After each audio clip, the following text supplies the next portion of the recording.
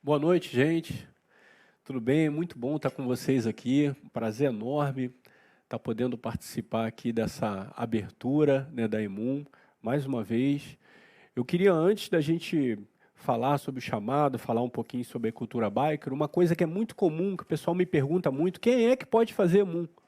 Essa é uma dúvida constante, porque o pessoal acha que só pode fazer a EMUN quem é do Motoclube Pregadores do Caminho, ou só pode fazer a EMUN quem é de motoclube evangélicos, ou só pode fazer a EMUN quem é cristão. Não, na verdade, todo mundo pode fazer EMUN. Conhecimento, gente, nunca é demais. A gente tem motociclistas que não são de motoclubes cristãos, não são convertidos, não são evangélicos, mas fizeram a EMUN para quê? Aprimorar a sua técnica, a sua cultura biker, a sua pilotagem, né? Eles aprimoraram e muita gente antiga, falou o quão maravilhoso foi participar dessa escola e descobrir coisas que, mesmo com os anos de motociclismo, ele não tinha compartilhado. Então, foi muito legal isso aí, foi uma experiência muito legal. Então, para fazer EMUN, você não precisa nem ter moto. É diferente para participar de um motoclube, que aí você tem que ter moto, senão não faz sentido, né? Mas para fazer EMUN, não. Se você só quer adquirir o conhecimento, ver se realmente é a sua pegada, não tem problema nenhum. Você pode se inscrever, tem um linkzinho aí abaixo do vídeo. Se você clicar nesse link aí, você vai direto para a inscrição e já vai poder fazer a inscrição. E eu queria falar, para a gente começar esse bate-papo, eu queria falar um pouquinho da cultura, né? Essa cultura biker, né? Quando a gente fala de escola de missões urbanas para motociclista, o que vem a ser missões urbanas? Missões urbanas é aquela missão voltada para as tribos urbanas. Não existe só as tribos de motociclistas, existem as tribos dos skatistas, dos surfistas, né? São pessoas que se reúnem, têm um linguajar próprio, têm uma cultura própria, têm um espaço próprio para se situar na sociedade. Então, dentro dessas culturas diversificadas, né, se encontram as missões urbanas. E a Escola de Missões Urbanas vai falar especificamente para os motociclistas, né? Então, lá para a década de 2000, por aí, né? Comecinho de 2000 ali, né? Comecinho do século...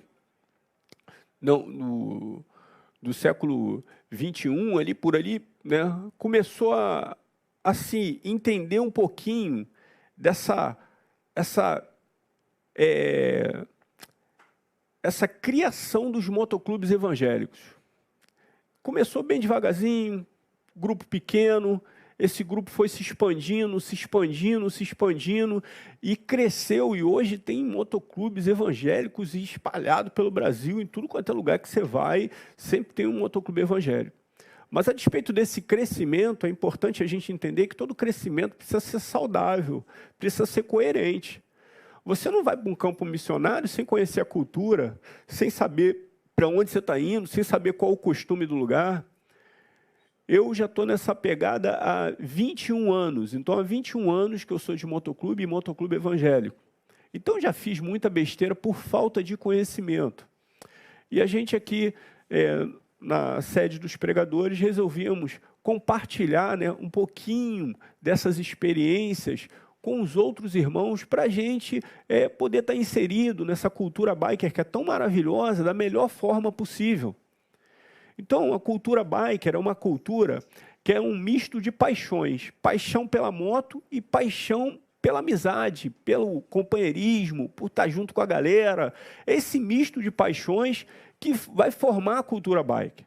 Mas quando a gente entra na área do motociclismo cristão, aí esse misto de paixão vai acrescentar mais um ingrediente, que é a paixão por Deus, a paixão por Jesus Cristo. Então, esse misto de paixões criou os motoclubes evangélicos. Mas toda essa aula, tudo isso que a gente vai ter, todo esse curso, Não faz sentido nenhum. Não faz sentido nenhum para os motociclistas que querem formar um motoclube evangélico, ou querem começar, ou estão nessa caminhada. Nada disso faz sentido se não tiver uma coisinha, que é o chamado. E é sobre esse chamado que eu quero falar. Porque se a gente não entender o que é o chamado, e se eu estiver fora desse chamado, nada disso vai fazer sentido. E o pior, se isso não faz sentido para mim, acaba não fazendo sentido para a minha vida e para aqueles que se relacionam comigo. E para a gente falar sobre isso, eu queria levar vocês à palavra de Deus, que está lá no livro de Jonas, capítulo 1, versículo 1 e 2.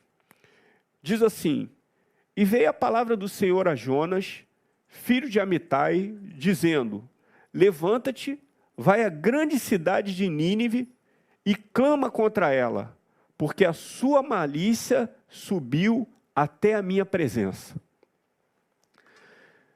É que Deus fala com Jonas, fala: Jonas, vai até a cidade de Nínive, fala do pecado que ela tem cometido, tudo que ela tem feito. Porque eu não estou aguentando mais a maldade, o pecado dessa cidade. Mas a maioria já conhece a história de Jonas. Não foi bem assim. Jonas recebeu esse chamado, recebeu praticamente essa intimação de Deus, e o chamado ele sempre tem a ver com aquilo que Deus quer nos dar de direção para a nossa vida. Deus dá uma direção para Jonas, e Jonas então decide não ir para aquela direção. Porque o chamado, esse chamado pelo qual eu me refiro, ele não tem muito a ver com as nossas perspectivas humanas. Ele não leva em conta só a nossa cultura, a nossa história, o nosso passado, o nosso presente. Eu conheço gente que fala: por que você decidiu ser médico? Fala assim: não, porque eu vivo numa família de médicos, todo mundo é médico, tem uma história sobre aquilo ali. Você fala: mas por que você decidiu ser militar? Não tem ninguém da família militar. Ah, não, porque quando eu era pequeno, eu corria lá na vila militar e eu via o pessoal passar correndo. Tem uma história relacionada àquela punção, àquela vontade de ser aquilo ali. Mas eu não quero falar só dessas perspectivas humanas, porque Jonas, ele entendeu que aquilo que Deus estava falando para ele tinha que estar situado dentro das perspectivas históricas e culturais que ele tinha vivido. Que perspectivas históricas e culturais é essa? Aí eu queria explicar um pouquinho para você. A cidade de Nínive era uma cidade que tinha maltratado demais o povo de Jonas. Era uma cidade onde a maldade dela subia, se espalhava. E isso incomodava Jonas, porque Jonas pensou: se eu for lá avisar que Deus vai sentar o cajado neles, eles se arrependem, Deus é misericordioso, não vai fazer nada. Eu quero é que eles sofram. Eu quero que eles sofram aquilo que eles fizeram os outros sofrer. Eu quero que eles passem sufoco. Essa era a perspectiva de Jonas, era a visão de Jonas. Era aquilo que poderia dar prazer para ele, ainda que fosse o sofrimento do outro. Mas, irmãos, esse chamado que eu estou falando para vocês, ele passa muito além dessas perspectivas humanas, e ele acha sentido quando junta as nossas perspectivas humanas com a nossa relação transcendental com Deus.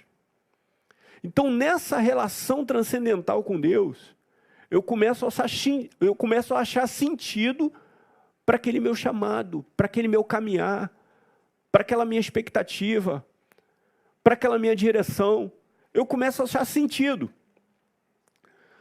Todavia, a despeito de Deus ter falado isso com ele, né? E a gente entende que nós só vamos entender realmente o significado dessa relação transcendental se a gente observar o que está escrito lá em Mateus 6,33, onde Jesus diz que nada em nossa vida é mais importante do que ir na direção do reino de Deus e da sua vontade.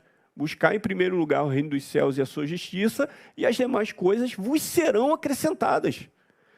Então nada é mais importante que isso. Então a gente só vai entender isso quando esse chamado passar por essa relação transcendental com Deus. Só que Jonas recebeu a ordem de Deus, vai à cidade de Nínive. Toda vez, em vez de ir para Nínive, ele vai para Tarsis. Diz a palavra do Senhor, no livro de Jonas, que ele foi até a cidade de Jope, comprou uma passagem, viu que tinha um navio lá indo para Tarsis, e a palavra diz assim, a palavra de Deus, e aí Jonas desceu para o navio. Irmão, bota uma coisa na sua cabeça, toda vez que você não está seguindo um chamado de Deus para a sua vida está em decadência. Se você estiver num lugar que você acha que é o chamado de Deus, mas você está ali porque é agradável para você, porque é melhor, porque dentro das suas perspectivas humanas, você se encontrou, você se realizou. Irmão, você está num caminho errado. Se a tua ideia for ser um motoclube cristão. Então você precisa entender qual é o chamado de Deus para a sua vida.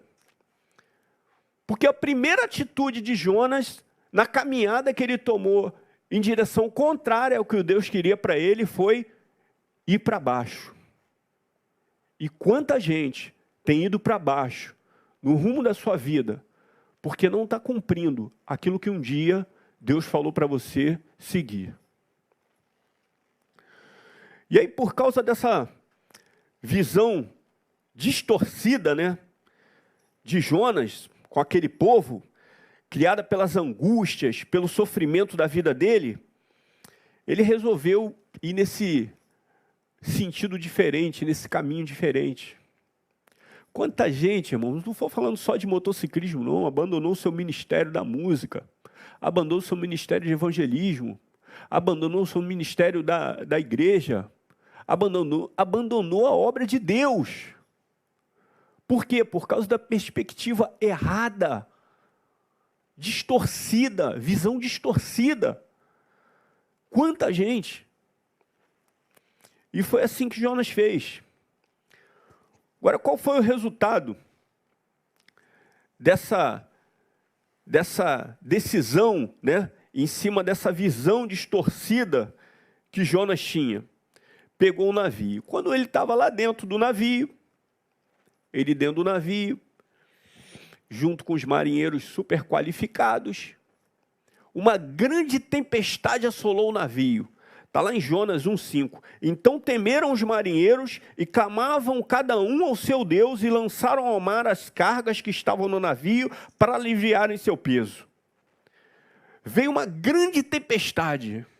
Irmão, quando você está fora do chamado de Deus, fora do propósito de Deus para a tua vida, não é só você que sofre. Quando você está, aqueles que estão à tua volta, aqueles que estão relacionados com você, sofrem também as tempestades da vida. Vão acabar sofrendo junto com você. Por isso que é importante a gente entender o que Deus quer para a nossa vida. Qual é a direção que Deus quer para a nossa vida. E aí, Jonas estava lá no convés. A Bíblia também fala que, mesmo em meio à tempestade, estava a tempestade acontecendo, os marinheiros desesperados, tentando aliviar a carga do navio, para o navio não virar. E diz que Jonas foi para o porão do navio. Olha só, Jonas continua descendo. Cara, tempestade ali, dizendo, é quase que uma placa dizendo, não vá por aí, é perigoso, mas ele não consegue enxergar. Irmão, quantas vezes Deus está falando contigo, não é por aí, vai por outro caminho, mas você insiste, e aí continua descendo, a vida continua indo para baixo, continua sem sentido, continua sem plenitude. Quanta gente eu estou falando aqui, de vez em quando, não se pegou sentado, olhando para o céu, pensando, acho que eu perdi o sentido da minha vida. Eu acho que eu perdi a direção. Quanta gente! Mas se você pensar um pouquinho, Deus falou contigo, irmão. Deus te mostrou placas. Deus te mostrou direções. E ainda assim você continuou descendo. Foi o que aconteceu com Jonas. E aí, em determinado momento lá dessa tempestade, aquela loucura, todo mundo desesperado. Eles resolveram jogar sorte. Vamos jogar sorte aqui para ver sobre quem está essa maldição. O povo daquela época tinha muita superstição com relação ao mar, com relação aos deuses. Então tinha muito disso, né? Então jogaram sorte para ver sobre quem está essa maldição. A maldição caiu sobre Jonas. Ó, é Jonas. Ou foram olhar lá a sorte, caiu o nome de Jonas. Pô, chama esse cara lá, pergunta quem é o Deus dele. Aí Jonas fala assim: o meu Deus é o Deus dos céus que fez o mar e a terra. Pronto. Os caras falaram, lascou tudo. Agora nós vamos morrer. O que a gente faz? Esse cara está aqui com a gente, não tem jeito. Se a gente fizer qualquer coisa com ele, a gente vai sofrer. Se a gente tirar ele do navio, a gente vai sofrer. O que a gente faz? E aí Jonas falou, olha, me tirem do navio, me joguem no mar, porque é só assim que essa tempestade vai cessar. Porque jogando ele no mar, ele parava pelo menos de ir na direção errada. Era aquele break que dava na vida dele, que ele parava de repente, estagnava. Só que ele não só estagnou, Jonas continuou descendo, diz a palavra que ele foi para as profundezas dos mares. A tempestade se acalmou, mas Jonas foi para a profundeza dos mares. Irmão, se você tem um chamado, se Deus já falou contigo, é preciso entender o que Deus quer para a tua vida e segue nessa direção. Diz a palavra de Deus que eles jogaram tudo para fora do mar para tentar aliviar a carga, mas a carga maior que trazia aquele transtorno era a vida de Jonas. Irmãos, aonde um servo de Deus, um cristão, pode ser uma carga, um peso na vida dos outros? Só se ele estiver fora da direção de Deus, fora do chamado de Deus. E tem gente que insiste na direção errada, porque é prazeroso para ele, porque é legal para ele, e insiste. Só que aquela insistência acaba sendo um peso para os outros que estão se relacionando, que estão em contato. Por isso que é muito importante entender o chamado.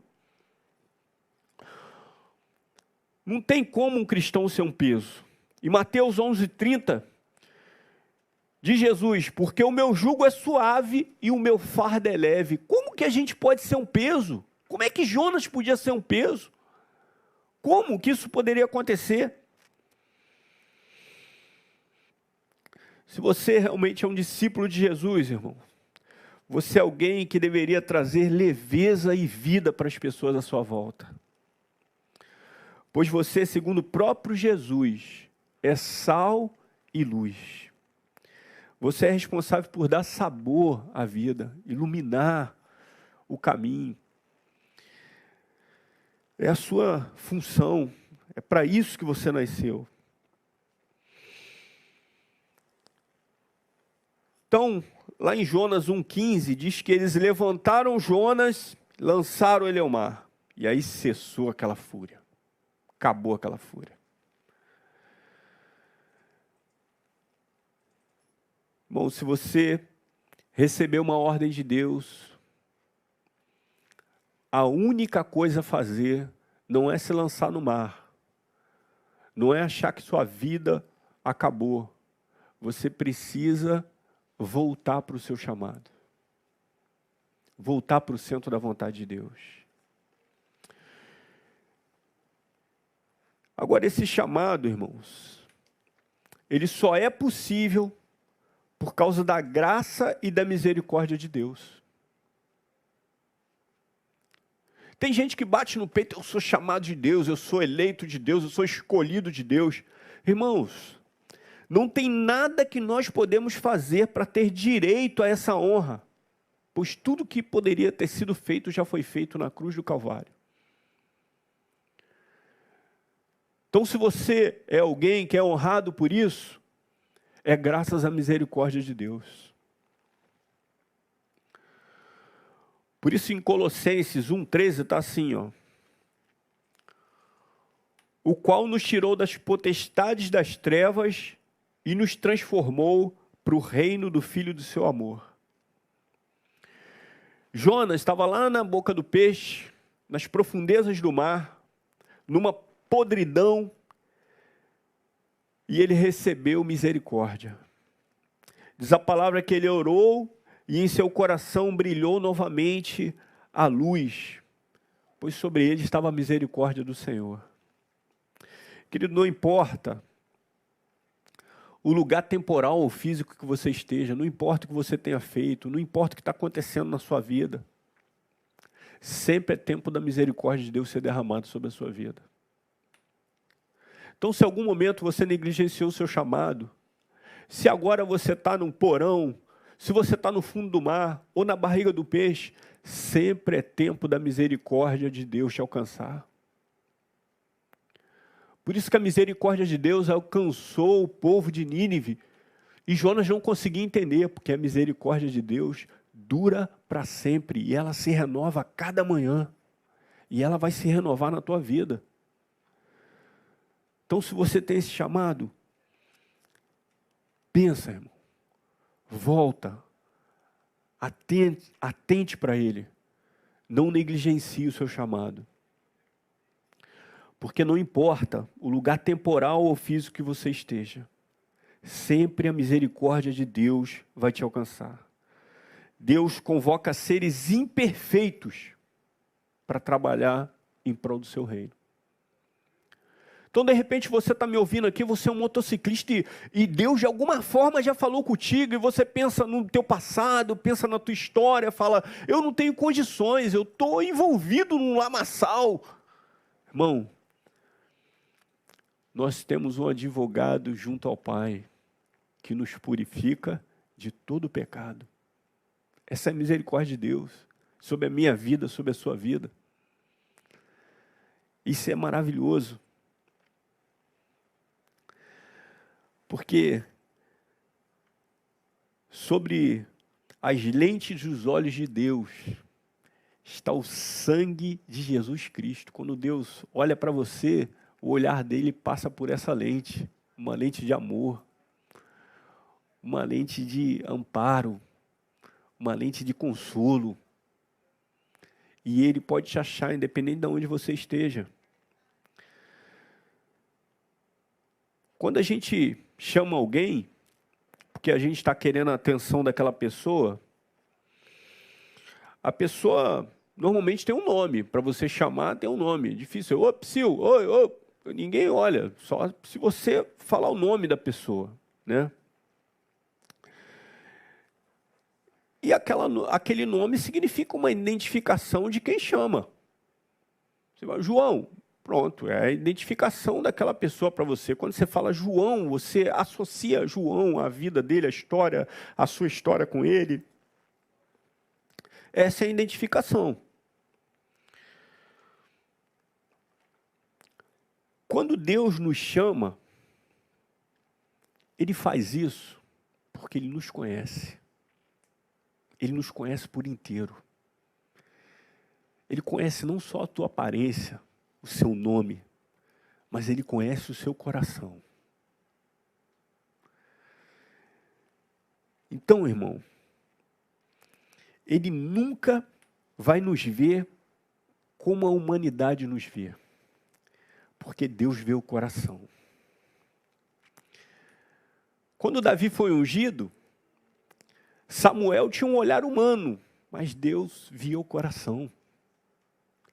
Quando a gente olha para Jonas, dentro da barriga do peixe, numa podridão, um profeta ali, chorando, se lamentando, naquela situação, alguém que tem a bênção do Senhor, você pensa, isso aí não é profeta nada. Isso aí não é nada. Mas esses são os nossos olhos. Mas quando Deus olha para Jonas, sob o olhar de Deus está a misericórdia. Sob o olhar de Deus está o amor. E esse amor alcança Jonas aonde quer que ele esteja, ainda que ele esteja nas profundezas. Deus vai tirar ele de lá. vai resgatar ele por causa desse amor. Desse amor. Porque Jonas entendeu que melhor do que seguir em frente, é seguir em frente obedecendo o chamado de Deus.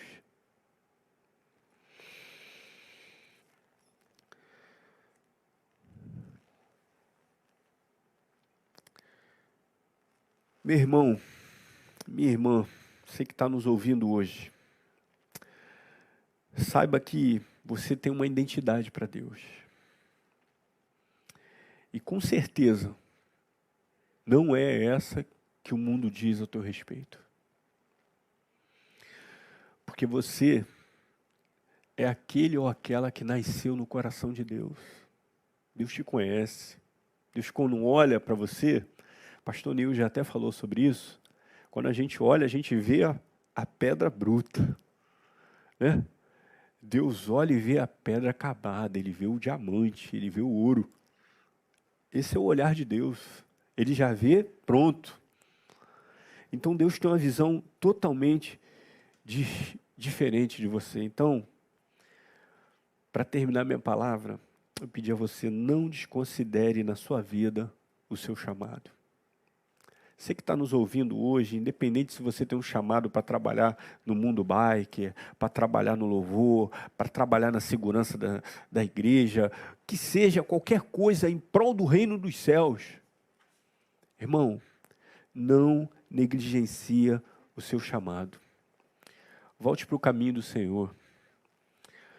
Obedeça aquela ordem que arde no teu coração, que te incomoda de vez em quando você deita. Obedeça. Você foi convocado, irmão. E sobre você está a graça e a misericórdia de Deus. Porque você tem uma identidade no coração de Deus. E o que Ele tem preparado, irmão, para aqueles que o amam, não é uma moto nova, não são estradas maravilhosas, não é uma vida sem conflitos, não é uma vida sem dores, não é isso. É muito além. Ouvido nenhum ouviu, olho nenhum viu, coração nenhum jamais sentiu aquilo que Deus tem preparado para você. Então que Deus possa te abençoar e que você tenha esse despertar para o chamado de Deus, porque sem isso a nossa vida não faz sentido nenhum e você está em decadência, mesmo sem perceber. Eu quero orar por você, você que está nos ouvindo, que sentiu que essa palavra tocou no teu coração de alguma forma, seja do mundo biker ou não, seja em qualquer lugar. Eu quero orar por você, você que está fora da visão de Deus, ou acha que está na visão de Deus, porque levou em conta só suas perspectivas humanas, sem perceber o seu relacionamento transcendental com o Criador, e a sua vida está em decadência. Mas Deus quer te resgatar. Deus quer chegar hoje em você com aquele abraço de misericórdia e de amor. Vamos orar. Pai, temos muitas pessoas nos ouvindo. Pessoas que de alguma forma, eu tenho certeza, foram alcançadas pela Tua palavra, pela Tua misericórdia, pelo Teu amor. Não importa, Pai, o espaço geográfico que elas estejam, não importa a situação que elas estejam agora, temporal, que o derramar do Teu amor, da Tua misericórdia, alcance essas pessoas agora. Que elas possam despertar para o Teu chamado. Que elas não negligenciem o Seu chamado. E aí sim, possam desfrutar de uma vida plena na Tua presença. É o que nós pedimos e já te agradecemos. No nome santo e precioso de Jesus. Amém. Querido, Deus te abençoe. Que Deus te dê uma noite abençoada, uma semana abençoada e fica com Deus.